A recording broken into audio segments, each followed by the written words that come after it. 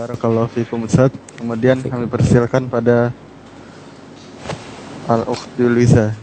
Fadhali. Assalamualaikum warahmatullahi wabarakatuh Ustaz. Waalaikumsalam warahmatullahi wabarakatuh. Ahlan wa sahlan, barakallahu fiik.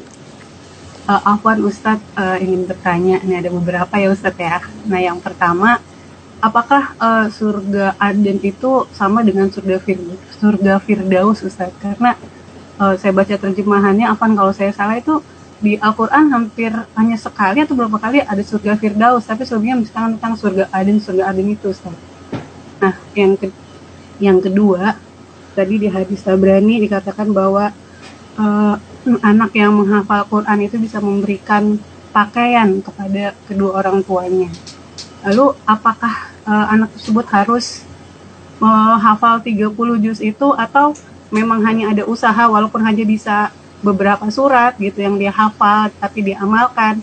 Apakah bisa juga memberikan pakaian tersebut kepada kedua orang tuanya? Karena di usia sekarang jujur agak susah gitu loh Ustadz, beda dengan anak yang bisa katanya seperti kopi aja bisa menghafal gitu, menghafal apa yang ada di Al-Quran gitu kan, dia bisa ingat oh dia ada di halaman sekian, letaknya di mana gitu. Tapi kalau saya mungkin agak susah gitu Ustadz, mesti mendengar, melihat baru bisa dihafal. Seperti itu Ustadz. Syukron, jazakallah khair. Masya Allah, barakallahu fikum. Nah, yang pertama berkaitan dengan Jannatu Aden dan Jannatul Firdaus. Surga itu, jannah itu artinya adalah taman-taman. Jadi balasan yang Allah berikan itu jannah. Surga kita semua mungkin ketika memahami surga itu, maka sesuatu yang sangat indah sekali, tapi lebih kepada taman-taman, tempat istirahat, tempat untuk menikmati kehidupan ini. Makna Aden itu sendiri bisa jadi itu nama surga, atau Aden itu tempat tinggal. Tempat untuk tinggal, surga-surga tempat tinggal di sana. Itu makna Aden. Adapun Firdaus, Nabi SAW mengatakan, "Idza sa'altumullah al-jannah." Kalau kalian berdoa memohon surga, fasaluhul firdaus al-a'la, maka mintalah firdaus yang paling tinggi. Firdaus ini pun diterjemahkan dalam bahasa Inggris paradise mungkin ya, firdaus. Tapi Nabi menjelaskan itu adalah surga yang paling tinggi, al-firdaus al-a'la. Mintalah al-firdaus al-a'la, surga yang paling tinggi, yang disebut namanya firdaus tadi. Jadi sebenarnya kalau dikatakan surga Allah SWT itu banyak nih, jannat yang Allah akan berikan. Dan ada 100 tingkatan. Berbeda-beda dari satu tingkatan ke tingkatan selanjutnya, tapi semuanya di surga. Semuanya berada di surga. Jannatu Aden, surga-surga tempat tinggal. Mereka menetap di sana, mereka tidak akan keluar dari sana. Namun yang paling tinggi adalah fasalul firdaus al-a'la, itu surga firdaus yang tertinggi. Kalau mau minta seperti itu kepada Allah Subhanahu wa taala. Adapun berkaitan dengan fadilah anak-anak belajar Al-Qur'anul Karim, di mana mereka akan mendapatkan balasan yang begitu indahnya buat sang penghafal dan buat kedua orang tuanya.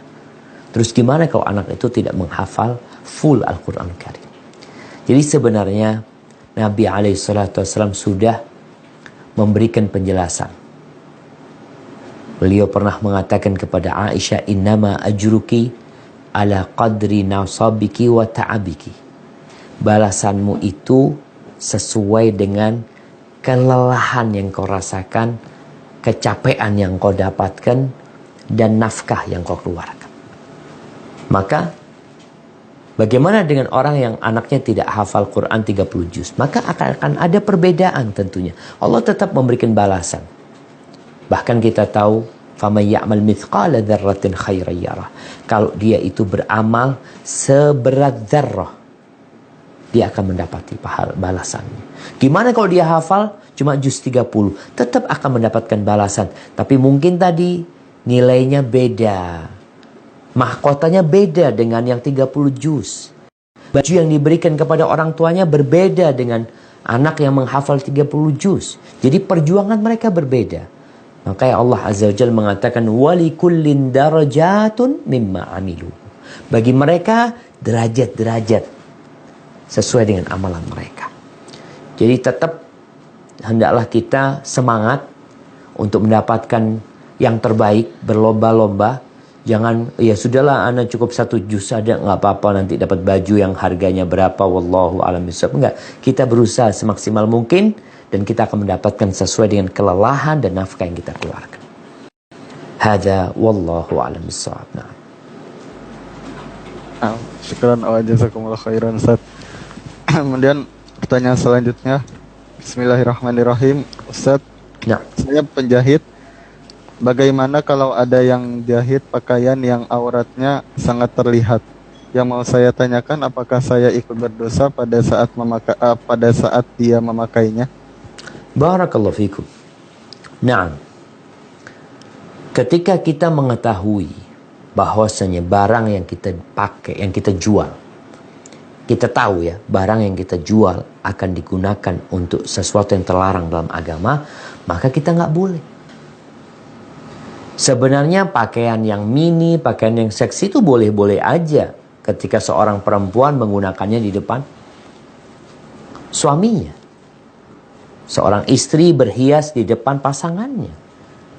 Tapi kalau yang beli itu pelacur, kita tahu dia ini pelacur, na'udzubillah min dzalik, dan dia mau bikin sama kita, atau memang dia bukan wanita baik-baik, dan kita tahu yakin dia akan gunakan di luar, karena memang biasa dia menggunakan itu. Mungkin awalnya kita nggak tahu, tapi lama-lama kok kayaknya dipakai keluar. Dari sejak dia datang memang dia orang yang terbuka auratnya.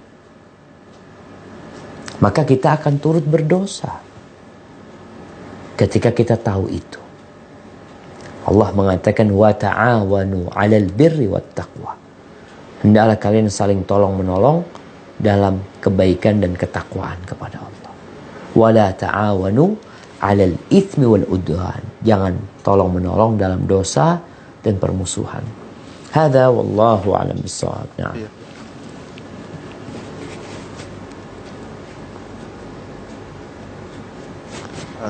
Syukran wa jazakumullah khairan. Pertanyaan selanjutnya. Assalamualaikum warahmatullahi wabarakatuh. Waalaikumsalam warahmatullahi wabarakatuh. Mau tanya Pak Ustadz, apakah ada hadis tentang pakaian warna hitam dan Rasulullah Shallallahu Alaihi Wasallam membenci warna merah? Barakallahu fiik. Assalamualaikum warahmatullahi wabarakatuh. Naam, barakallahu fikum. Ya jamaah. Jadi berkaitan dengan warna, memang ada beberapa warna pakaian yang Nabi SAW melarang. Di antaranya kalau tadi bicara warna merah, memang ada khilaf di antara para ulama. Karena Nabi pernah melarang pakai baju warna merah, tapi Nabi sendiri pernah memakainya warna merah. Sehingga di sini sebagian ulama berusaha untuk menggabungkan dua hadis ini. Bahwasanya warna merah yang dilarang itu merah full seperti itu. Kalau merah yang ada garis-garisnya, yang mungkin ada modifikasi di ada warna hijau, warna putih atau apa, atau warna hitam, maka nggak apa-apa. Ini sebagian pendapat ulama menggabungkan dua hadis itu. Ada yang mengatakan merah itu kalau merah celupan yang terlarang. Jadi insya Allah warna merah itu yang lebih kuat pendapatnya. Nggak apa-apa. Kalaupun terlarang nggak sampai haram. Mungkin hanya sampai tingkatan makruh. Namun yang lebih baik, jangan pakai baju merah polos. Tapi merah mungkin ada apa? Ada warna-warna lainnya. Sehingga terlepas dari larangan tersebut. Dan keluar dari perselisihan para ulama. Jadi kalau merah yang memang ada warna lain. Karena warna merah ini juga beragam. Merah yang kayak apa? Ada merah yang 100%, ada yang 90% merahnya, ada yang 80% merahnya, seperti itu. Wallahu a'lam bishawab. Adapun berkaitan dengan warna hitam, Rasulullah SAW ketika beliau masuk ke kota Mekah, beliau pakai surban warna hitam. Penutup kepala Nabi pada waktu itu pakai warna hitam. Jadi sebenarnya nggak ada masalah pakai warna hitam. Antum melihat ya, ini sebuah informasi, mudah-mudahan bermanfaat ya. Kalau orang-orang Syiah, kita akan mendapati mereka dua kelompok, guru-guru mereka, syekh-syekh mereka itu. Ada yang pakai surban warna hitam, ada yang pakai surban warna putih. Ternyata itu untuk membedakan, yang warna hitam itu keturunannya Nabi SAW, yang warna putih bukan. Jadi mereka menjadikan warna hitam itu identitas. Jadi kalau warna hitam dipakai untuk yang keturunannya Nabi Muhammad SAW, ya benar apa enggak terserah mereka. Cuma ini yang mereka lakukan untuk membuat identitas, yang warna putih umum. Hadza wallahu a'lam bissawab. Nah. Syukran wa jazakumullah khairan Ustaz. Kemudian selanjutnya, Assalamualaikum Ustaz. Waalaikumsalam warahmatullahi wabarakatuh. Apakah pakaian penduduk surga semua sama ataukah berbeda tiap tingkatan? Dan orang yang masuk neraka terlebih dahulu, apakah akan mendapat pakaian yang sama juga? Barakallahu fikum. Ahibati fillah. Iya. Allah Azza wa Jalla mengatakan, "Walakum fiha ma tashtahi anfusukum, walakum fiha ma tadda'un." Bagi kalian nanti di surga, apa saja yang kalian maui, yang jiwa kalian menyukainya akan diberikan. Kemudian di surga juga apa yang kalian minta akan diberikan. Terus apakah sama pakaiannya? Kalau bahan dasar pakaiannya tadi udah kita sampaikan, semua sama. Tapi kualitasnya bagaimana, tentu kembali kepada amalan lagi jemaah. Walikullin darajatun mimma amilu. Orang pakai mobil sekarang semuanya. Umpamanya kita lihat ada perusahaan yang memberikan fasilitas, semua yang ada di tempat ini dikasih mobil. Tapi tentunya beda mobilnya bos sama mobilnya GM-nya, sama mobilnya manajer, supervisor, mungkin nanti mobilnya, semuanya dapat mobil. Semua merasakan kenyamanan. Tapi di dunia, kita kadang-kala ketika melihat yang, melihat yang lebih atas, jadi kepingin gitu pakaian itu. Sedangkan di surga Allah akan berikan kepada mereka nanti. Mereka merasa orang yang paling bahagia. Ingat pembahasan sebelumnya. Ketika orang-orang menuju ke pasar surga. Ketika mereka masuk ke pasar surga, di situ mereka berjumpa dengan semua tingkatan. Jadi kalau kita ke pasar ya semua orang datang lah. Semua tingkatan datang ke pasar surga itu. Di sini kita bisa berjumpa. Diceritakan dalam hadis itu bahwasanya ada orang yang dari derajat yang bawah, nggak ada yang di bawah sebenarnya, mereka semua mulia jemaah. Melihat orang yang dari derajat yang atas.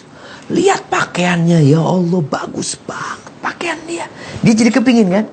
Belum selesai dia berhayal, tahu-tahu yang dia miliki lebih baik dari dia. Allah berikan yang lebih baik lagi.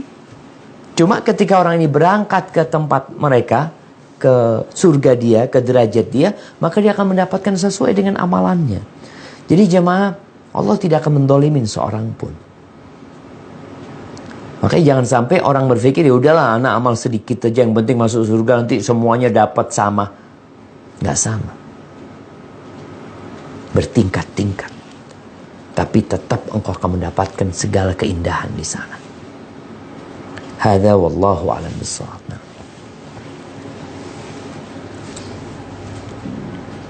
Nah, syukran wa jazakumullah khairan Ustaz. Pertanyaan selanjutnya ini titipan dari saudara Ana Ustaz. Beliau tanya, apakah ada dalil tentang perempuan manusia, tentang perempuan di surga itu lebih baik dari segala-galanya daripada bidadari? Apakah ada dalilnya? Nah, barakallahu fikum. Ya jemaah, kalau bicara dalilnya, mungkin tidak ada dalil yang spesifik yang menjelaskan tentang hal itu. Syekh bin Utsaimin rahimahullahu ta'ala, beliau menjelaskan bahwasanya bidadari surga yang Allah ciptakan dengan manusia, dengan wanita yang dimasukkan ke surga. Kalau bidadari kan Allah ciptakan di surga. Sedangkan perempuan ini, dia beramal di dunia. Dalam kehidupannya dia melewati banyak sekali tantangan-tantangan yang harus dia hadapi.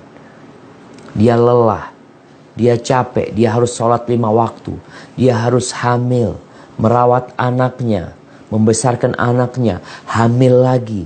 Masa sama bidadari surga? Yang bidadari surga itu diciptakan sebagai balasan. Sedangkan, ingat, bidadari surga diciptakan sebagai balasan buat para laki-laki. Sedangkan perempuan-perempuan ini dimasukkan ke surga sebagai balasan buat dia. Jadi, tentunya nggak sama, apalagi tadi yang kita bacakan ayat walikullin darajatun mimma amilu.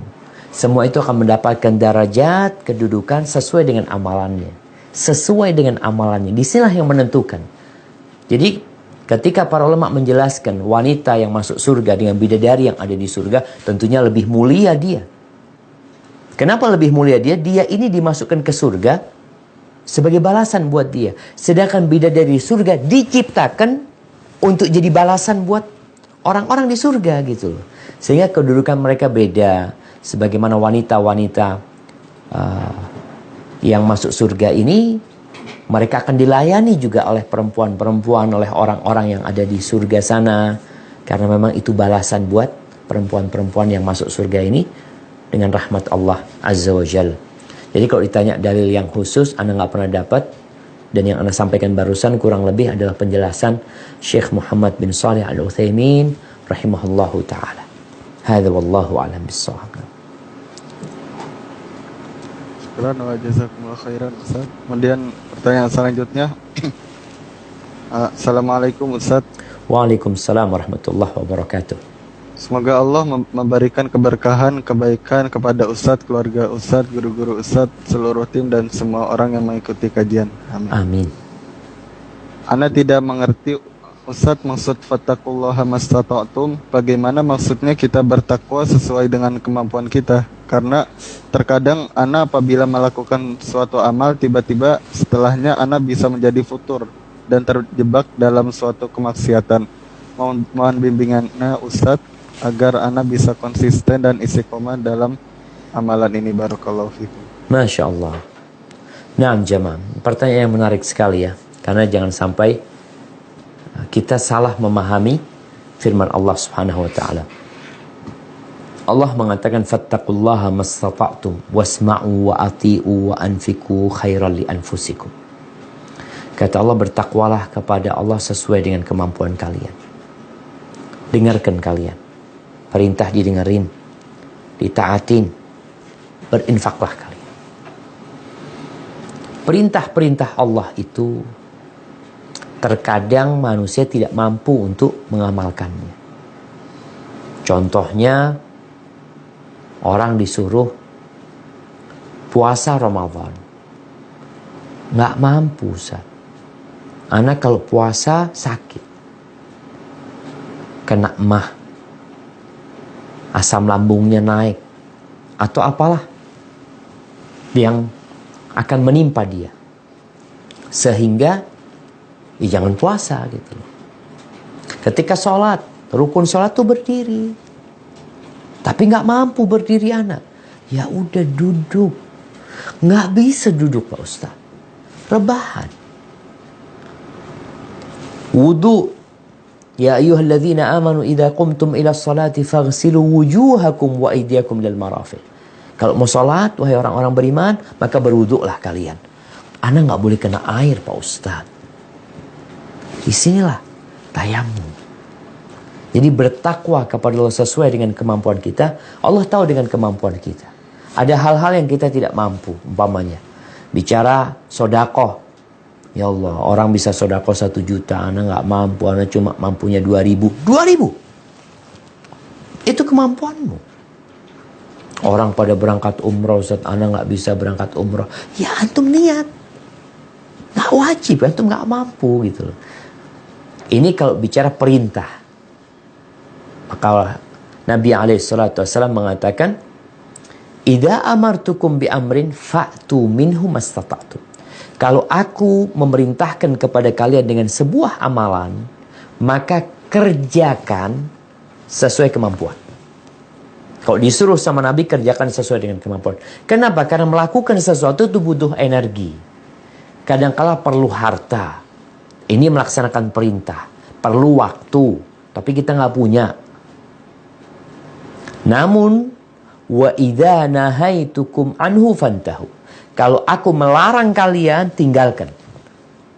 Jadi kalau perintah itu sesuai dengan kemampuan, kalau larangan, tinggalkan. Jadi nggak ada larangan ini, dilarang ini, mamanya contoh nih ya, contoh larangan. Anak-anak kasih contoh perintah lah. Ya, di sini ada jam waktu nih. Ini lihat ya. Kalau ini ada, kalau diperintahkan, tolong balik jam ini. Jam ini balik, anak balik ya. Nah, untuk membalik jam ini perlu energi.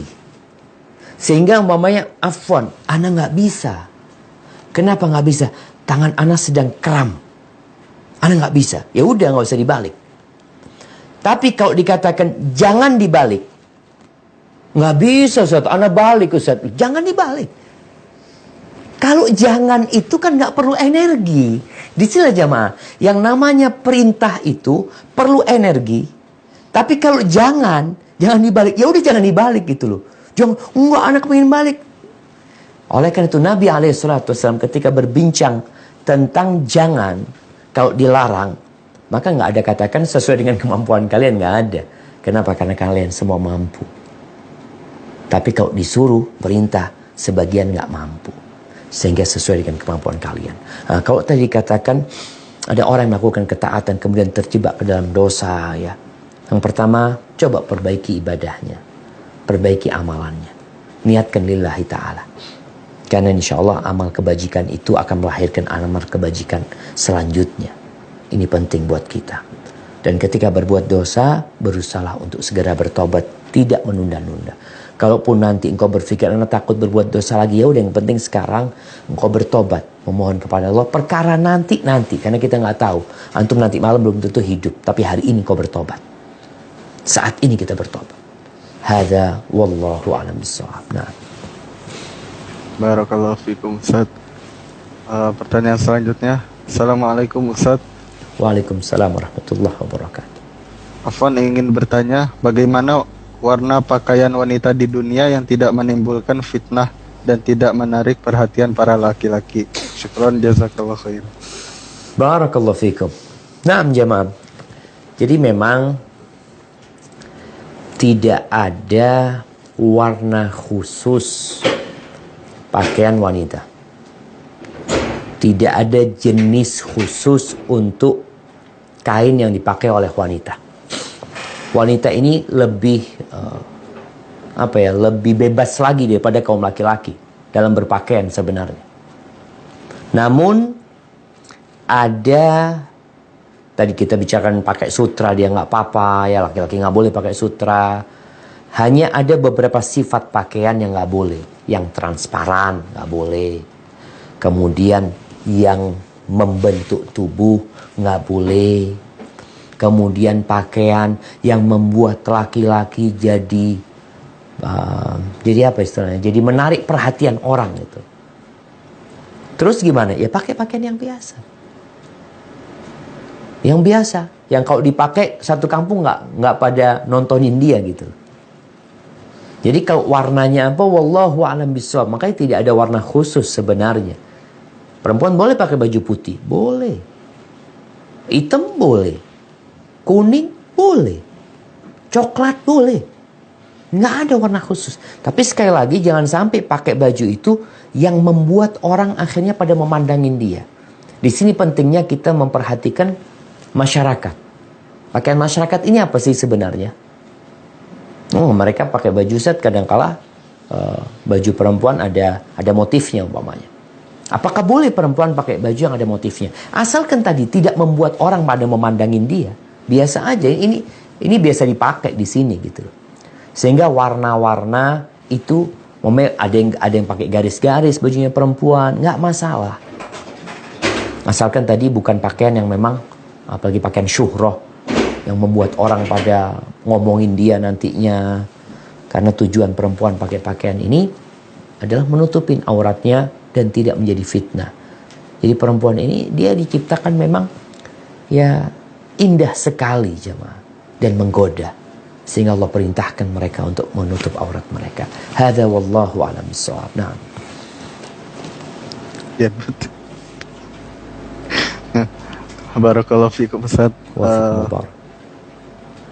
Pertanyaan selanjutnya, Assalamualaikum Ustaz. Waalaikumsalam warahmatullahi wabarakatuh. Semoga Allah senantiasa melindungi Ustaz dan keluarga.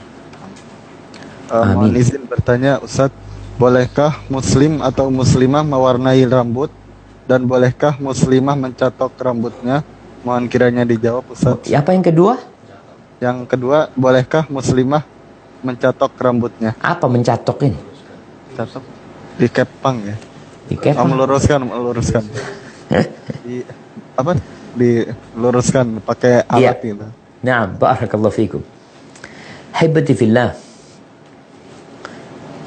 Yang pertama, perempuan ini boleh-boleh saja. Dia mau berhias, mau rambutnya di model kayak apa, mau diwarna hijau, ungu, apalagi oranye, apa warnanya. Yang pertama, yang jelasnya jangan sampai ada niatan meniru orang-orang kafir, meniru orang-orang yang tidak baik. Jadi dalam hati itu jangan sampai kita mau niru mereka. Tapi kalau kita memang ingin berhias buat suami, silahkan, nggak ada masalah. Dia mau warnai rambutnya dengan warna-warna yang indah, yang menarik buat suami, tapi memang bukan untuk meniru orang-orang yang tidak baik. Tapi memang karena bagus, warna kayak gini bagus, suami anak seneng, dan usaha, tafadhol, nggak ada masalah. Cuma memang jamaah, ya ini sekedar pengalaman ya, yang ana lihat, wallahu a'lam bishawab. Allah itu menciptakan wajah kita sesuai dengan rambut kita. Rambut kita sesuai dengan wajah kita. Hanya kadangkala kita ini nggak pede. Yang menyebabkan kita merubah, yang sunnah merubah uban itu sunnah. Karena memang ada perubahan dari wujud aslinya. Dengan berjalannya waktu, kan hitam sebenarnya rambutnya sebenarnya. Dengan berjalannya waktu kemudian jadi putih. Maka di sini dianjurkan untuk dirubah itu uban. Tapi nggak boleh warna hitam. Bagi yang nggak uban, mau bersolek, mau berhias, boleh-boleh aja. Cuma tadi, wajahmu sebenarnya sudah sesuai dengan rambutmu. Sudah sesuai. Makanya kadang-kala ya, semoga Allah mengampuni dosa anak. Kadang-kala anak naik motor melihat, ya Allah, perempuan rambutnya merah ya, atau coklat kuning, setelah lewat jemaah, ya Allah, nggak pantas sama wajahnya gitu jemaah. Artinya memang nggak sesuai gitu loh. Allah kasih engkau rambut warna itu sesuai dengan wajahmu gitu loh. Walaupun boleh-boleh aja berhias, mungkin dia berpikir nggak, kayaknya lebih cantik gitu ya. Tapi kalau memang tadi tujuannya untuk suami, nggak ada masalah kalau suaminya mau. Jadi kadang-kala perempuan, tolong bagi perempuan yang sudah berkeluarga, ketika engkau hendak merubah warna rambutmu, kau ngomong dulu sama suami. Karena jangan sampai engkau memandang fulana cantik, lalu engkau merubah rambutmu seperti fulana. Suamimu memandangmu tatkala itu bingung, ya Allah, kok kayak ekornya kuda rambutmu sekarang. Kadang-kadang dia nggak suka gitu loh, seperti itu. Kemudian rambut nih yang lurus, yang keriting dilurusin. Kadang-kadang perempuan itu ada yang cantik dengan bergelombang. Rambutnya memang bergelombang, artinya dia tumbuh besar rambutnya gelombang. Bagus sudah rambutnya. Tapi ada perempuan lain yang wajahnya beda sama dia, rambutnya lurus. Lalu ini yang rambutnya gelombang, kepingin nyoba kayak gitu tuh. Hukumnya apa Ustaz? Hukumnya memang ada khilaf di antara para ulama. Apakah itu termasuk merubah ciptaan Allah? Jadi merubah ciptaan Allah yang nggak boleh itu yang permanen. Kalau yang seperti ini biasanya akan balik lagi nanti kepada rambut asalnya. Karena rambut itu tumbuh dari dalam. Jadi kalau tumbuhnya itu memang dia memiliki apa istilahnya tabiatnya itu keriting, ya dia akan keluar keriting walaupun yang di luar lurus gitu ya, dia tetap akan balik asal. Jadi insya Allah nggak masalah, tapi tolonglah niatannya dulu. Kemudian kalau engkau berkeluarga, tolong izin sama suamimu agar suamimu nggak kaget ngelihat ada di rumah ada orang lain gitu loh. Hadza wallahu a'lam bissawab.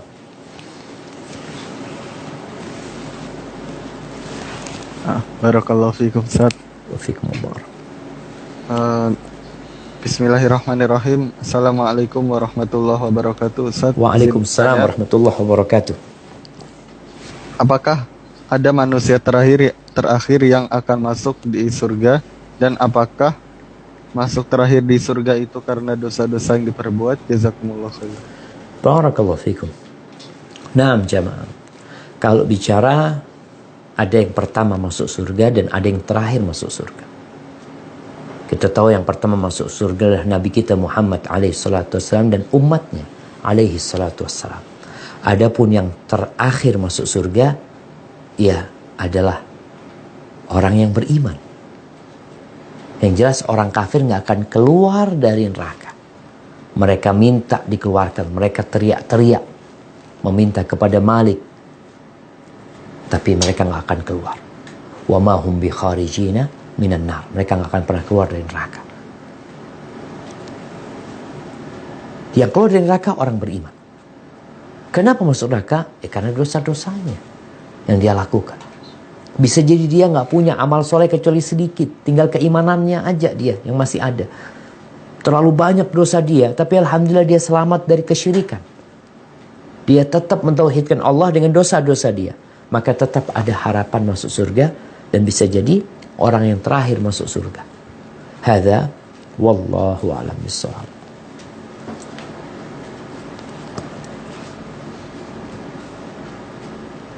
Barakallahu fiikum Ustaz. Pertanyaan selanjutnya. Fikum. Ustaz, bagaimana caranya menyikapi orang-orang yang suka mendebat, apalagi mendebat dalil? Apakah cukup didiamkan dan tidak diacuhkan, tidak diladeni saja? Atau bagaimana? Barakallahu fikum. Ya jemaah. Manusia ini yang kita hadapin macam-macam. Ada orang bodoh, tapi dia tahu kalau dia bodoh. Ini alhamdulillah. Kalau ketemu orang bodoh, tapi dia tahu dia bodoh, biasanya ngasih taunya gampang. Tapi kalau ketemu orang bodoh, namun dia nggak tahu kalau dirinya bodoh, ini repot. Kita akan kerepotan menghadapi dia. Sampai ada sebuah athar tentang Imam Syafi'i rahimahullahu ta'ala, bahwasanya tidaklah beliau berdebat dengan orang alim kecuali beliau menang. Beliau bisa berdialog, menyelesaikan dialog tersebut. Tapi nggak pernah beliau dialog sama orang bodoh kecuali beliau kalah. Kenapa? Karena orang bodoh ini, kalau orang pintar kan dikasihin loh dalilnya seperti ini. Ini firman Allah, ini sabda Nabi SAW, ini prakteknya para sahabat seperti ini. Oh, ketika hendak berdebat seharusnya, tapi ada firman Allah yang mengatakan seperti ini gitu loh. Ada juga hadis yang mengatakan seperti ini. Jadi memang, ternyata ada khilaf. Di sini yang perlu diselesaikan. Sama-sama berilmu. Tapi kalau orang bodoh dikasih tahu, ini qala Allah, qala Rasul. Ini perbuatan para sahabat. Apa kata dia? Loh, tapi menurut ana nggak kayak gitu. Kalau sudah menurut antum ini, ya nggak usah debat. Kalau sudah dia menurut ana, nggak usah debat. Ya sudah, fadhol. Karena ana udah sampaikan gitu loh. Jadi, kalau orang yang bodoh nggak ngerti kita kasih tahu. Tapi kalau orang bodoh nggak tahu kalau dia bodoh, berat. Kadang-kadang lebih baik kita diamkan. Ketika dia mungkin menyebutkan pendapat-pendapat dia yang dari logika dia, lalu kita jelaskan firman Allah, sabda Nabi, lalu dia tetap mendebatnya, lebih baik diam. Makanya kata Imam Syafi'i rahimahullahu ta'ala, idza nataqa as-safihu fala tujibhu fa khairun min ijabatihi sukutu. Kalau ada orang bodoh yang berbicara sama engkau, jangan jawab dia. Lebih baik engkau diam. Udah iyain aja, diam aja. In kallamtahu farajta anhu. Kalau engkau ngomong sama dia, dia akan jadi senang. Karena ada lawan debatnya. Wa in khallaitahu kamadan yamut. Kalau dibiarkan dia mati seperti api, biarin dia. Nggak usah digoyang-goyang, nggak usah dikasih kayu, nggak usah dikasih bensin, dia lama-lama mati. Tapi kalau antum kasih kayu lagi, dia akan semakin terbakar.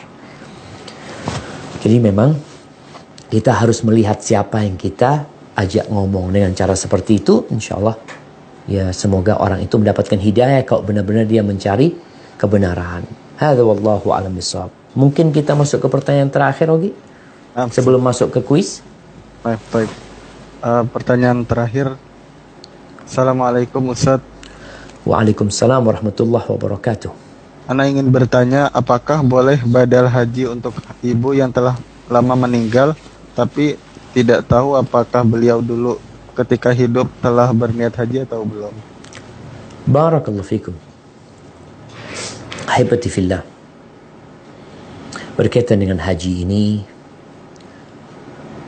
ibadah yang disyariatkan buat yang mampu.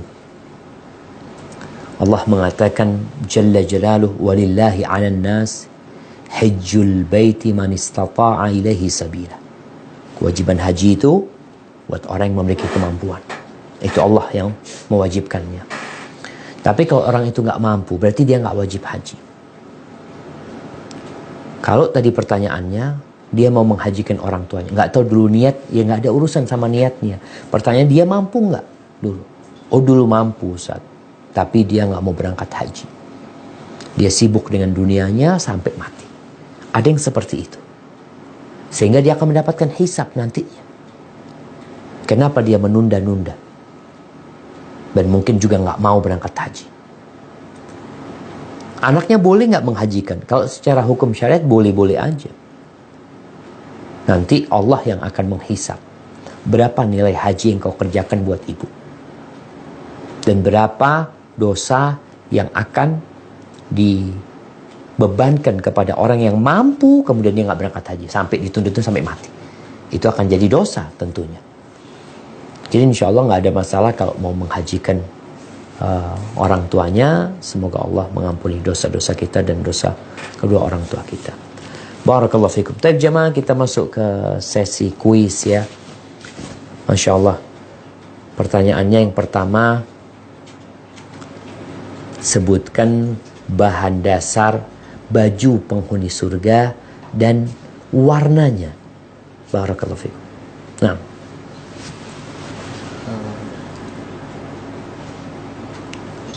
Nunung, Bu Nunung, ya. Fadal. Saya, Pak. Ya, Fadal. Saya? Dari Sutra, warna hijau. Oh, ini Nunung apa sih? Bu Nunung.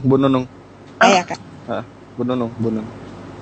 Ya, Assalamualaikum. Barakallahu. Waalaikumsalam warahmatullahi wabarakatuh. Ya, pakaian yang penghuni surga terbuat dari sutra yang dibuat oleh ulat yang khusus ya Ustadz, dan bahan dasar warnanya hijau. Barakallahu fikum. Jadi sutra yang dikeluarkan oleh bunga-bunga atau buah-buahan surga yang mengeluarkan pakaian tersebut. Jadi jelas sutra ya seperti apa yang lebih indah daripada sutra yang ada di dunia ini. Warnanya memang Allah sebutkan ada yang warna hijau, tapi nanti juga ada warna yang sesuai diinginkan oleh orang-orang yang masuk surga. Nah, barakallahu fiik. Itu pertanyaan pertama. Pertanyaan yang kedua, berapa nilai atau harganya kalau dihargakan ya, kalau dinilai pakai uang itu berapa harga pakaian yang Allah berikan kepada dua orang tua yang anaknya hafal Quran?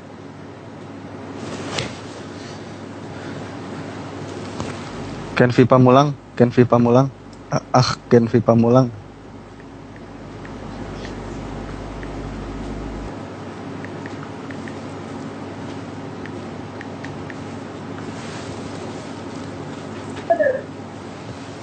Oh.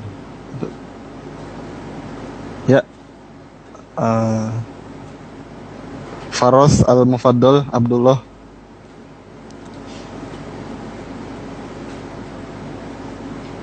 Gak jadi ngomong. Apa nih?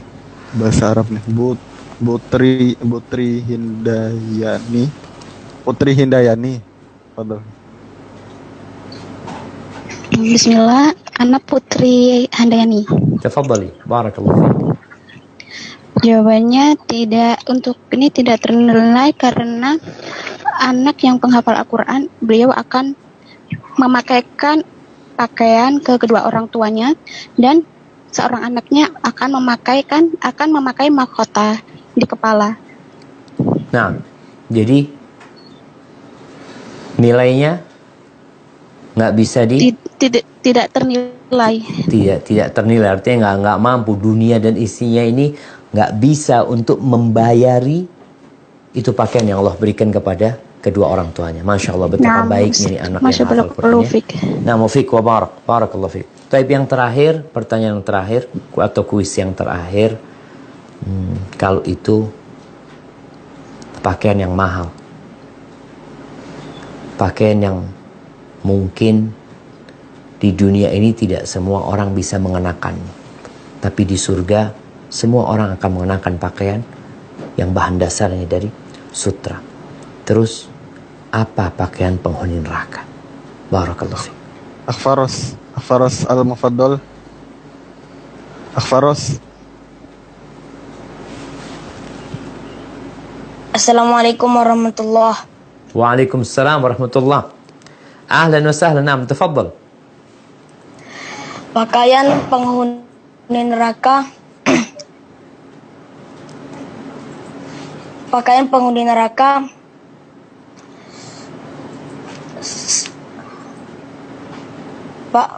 penghuni neraka mempunyai pakaian, tetapi pakaian mereka terbakar oleh api neraka. Ketika sudah kembali, terbakar kembali. Nah, pakaiannya dari apa? Bahannya itu dari apa, Faros? Kalau penghuni surga kan bahannya dari sutra. Kalau penghuni neraka? Dari katun. Masa dari katun, Faros? Tafadhal.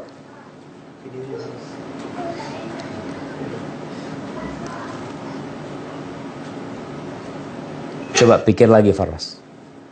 Iya.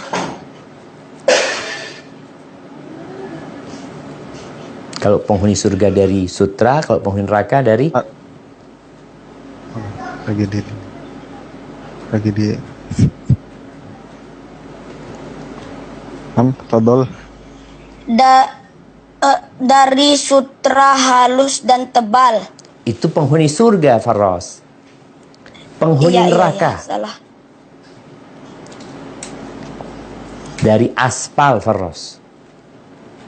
Dari aspal. Afwan Ustaz. Barakallahu fiik. Enggak apa-apa, kasih hadiah buat Faros yang udah berusaha. Jadi dari api pakaiannya, kemudian disebutkan di ayat lain dari aspal yang melengket di tubuhnya. Barakallahu fiik. Makasih banyak buat semua yang sudah hadir dalam kajian kita hari ini, dan juga buat teman-teman yang udah berusaha untuk menjawab. Semoga Allah memberikan berkah kepada kita semua. Anda kembalikan ke pembawa acara. Akhwati, jazakumullahu khairan. Barakallahu fiik. Syukran wa jazakumullahu khairan wa barakallahu fikum. Kami sampaikan pada Al-Ustaz Dr. Syafiq Riza Basalamah, LCMA Hafizahullah Ta'ala,